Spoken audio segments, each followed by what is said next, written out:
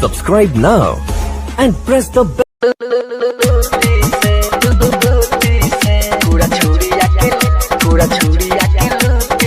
संगम recording studio चकरमनिया।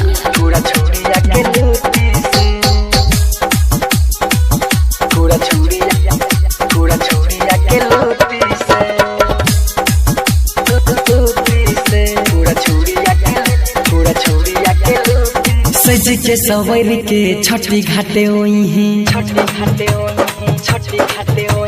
सज के सवर के छठी घाटे ओई है, पिन्ही कपड़ा सूती के। सज के सवर के छठी घाटे ओई है, पिन्ही कपड़ा सूती के। तोहर लाला की ओढ़निया जोड़ी जतो छुरा छुरिया के लूटी से। तोहर लाला की ओढ़निया जोड़ी जतो छुरा छुरिया के लूटी से।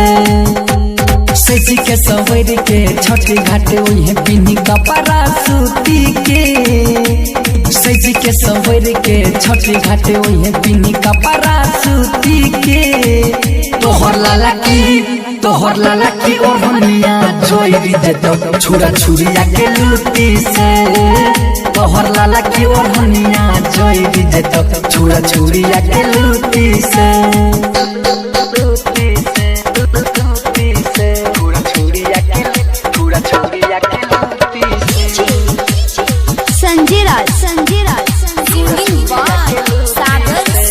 भौजी साथे ओई है अपन रूपवा सजाई के। कपड़ा लत्ता घाट पर रखी है, ई सब से बचाई के। भौजी साथे ओई है अपन रूपवा सजाई के। कपड़ा लत्ता घाट पर रखी है, ई सब से बचाई के। भीड़ में खारा न रोई है सवर की, रिकॉर्डिंग बाय दुर्गेश जी। भीड़ में खारा न होई है सवर की, जगह जूती के। भीड़ में खारा न होई है सवर की, जगह जूती के। तोहर लाला की ओढ़निया जोड़ी जतो छुरा छुरिया के लूटी से। तोहर लाला की ओढ़निया जोड़ी जतो छुरा छुरिया के लूटी से।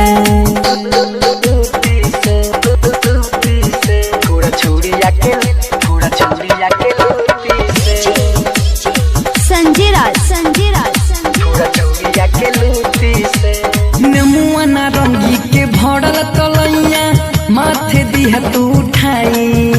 सागर सुमन राइटर सरवन घाटे दत पहुँचाई। नेमुआ नारंगी के भरल तलैया, माथे दिह तू उठाई। सागर सुमन राइटर सरवन घाटे दत पहुँचाई। सेल्फी खिंचई है दुर्गे सत्संगे, सेल्फी खिंचई है रणधीर संग एक जगह रुकी के। सेल्फी खिंचई है संगम संग एक जगह रुकी के। तोहर लाला की ओढ़निया जोड़ी जतो छुरा छुरिया के लूटी से। तोहर लाला की ओढ़निया जोड़ी जतो छुरा छुरिया के लूटी से। संगम रिकॉर्डिंग स्टूडियो चकरमनिया।